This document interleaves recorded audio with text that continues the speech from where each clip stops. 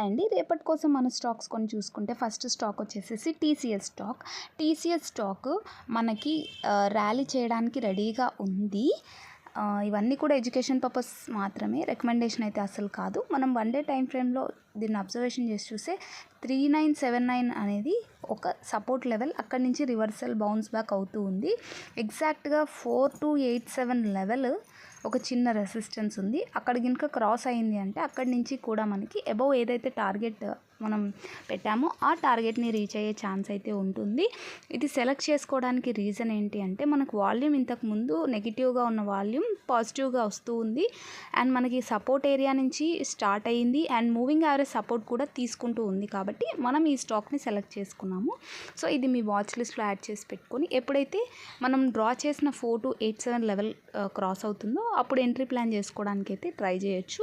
So me risk and రివార్డ్ని బట్టి మీ stop loss and టార్గెట్ని maintain చేసుకోండి. 2% 3% అనేది మీ రిస్క్ అది. సో నెక్స్ట్ సెకండ్ స్టాక్ వచ్చేసేసి డిఎల్ఎఫ్ స్టాక్. దీంట్లో కూడా ఎగ్జాక్ట్గా సపోర్ట్ ఏరియా నుంచి మనకి అబవ్ వెళ్తూ ఉంది.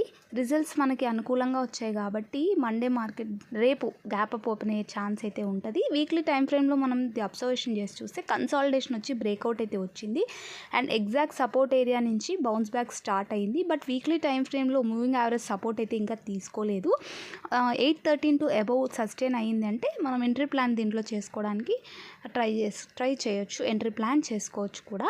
సో ఇక్కడ నుంచి మనం ఏదైతే అబవ్ టార్గెట్ లెవెల్ ప్లేస్ చేసుకున్నామో అది మన టార్గెట్ అయితే అవుతుంది. చూడండి మనకి 1 డే టైం ఫ్రేమ్లో అయితే మూవింగ్ యావరేజ్ సపోర్ట్తో వస్తూ ఉంది. బట్ 813 దగ్గర ఒక హర్డిల్ అయితే ఉంది, దాన్ని క్రాస్ అయితే చేసేయాలి. ఇది ఎప్పుడైతే క్రాస్ చేసి మనకి తీసుకుంటుందో సపోర్ట్, అక్కడి నుంచి కూడా మనం plan up to about target లెవెల్కి తీసుకోవచ్చు. వాల్యూమ్ కూడా ఇంక్రీజ్ అవుతూ ఉంది అండ్ మూవింగ్ యావరేజ్ సపోర్ట్ తీసుకుంటే అండ్ ఒక సపోర్ట్ ఏరియా నుంచి వస్తూ ఉంది. కాబట్టి దీన్ని కూడా మనం మన వాచ్ లిస్ట్లో యాడ్ చేసుకొని ఎంట్రీ ప్లాన్ చేసుకోవడానికి ఛాన్స్ ఉంది. So next and final stock వచ్చేసేసి మనకి టైటాన్ స్టాక్ చాలా రోజుల తర్వాత నుంచి ఒక సపోర్ట్ ఏరియా నుంచి మూమెంట్ స్టార్ట్ అయింది విత్ బిగ్ అండ్ క్యాండిల్తో. చూస్తే ఇక్కడ 4 to 5 టైమ్స్ ఇదే లెవెల్ నుంచి అప్వర్డ్ ఆల్ టైమ్ హైని టచ్ అయిన ఛాన్స్ 4 టైమ్స్ ఉన్నాయి.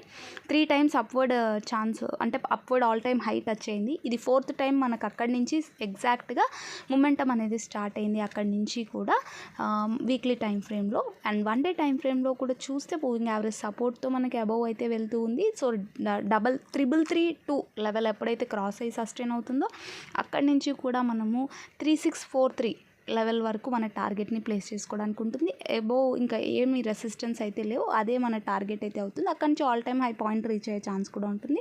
వాల్యూమ్ కూడా ఇంతకు ముందుతో పోలిస్తే ఇంక్రీజ్ అవుతుంది. 1 డే టైం ఫ్రేమ్లో కూడా చూస్తే మనము ఎగ్జాక్ట్గా చూడండి weekly time frame and 1 day time ఫ్రేమ్లో కూడా చూస్తే కన్సాలిడేషన్ వచ్చి బ్రేక్అవుట్ అయితే స్టార్ట్ అయింది. కాబట్టి ఇది కూడా మీ వాచ్ లిస్ట్లో యాడ్ చేసి పెట్టుకోండి. అబోవ్ 333 లెవెల్ ఎప్పుడైతే క్రాస్ అవుతుందో అక్కడి నుంచి ఎంట్రీ ప్లాన్ అయితే చేసుకోండి.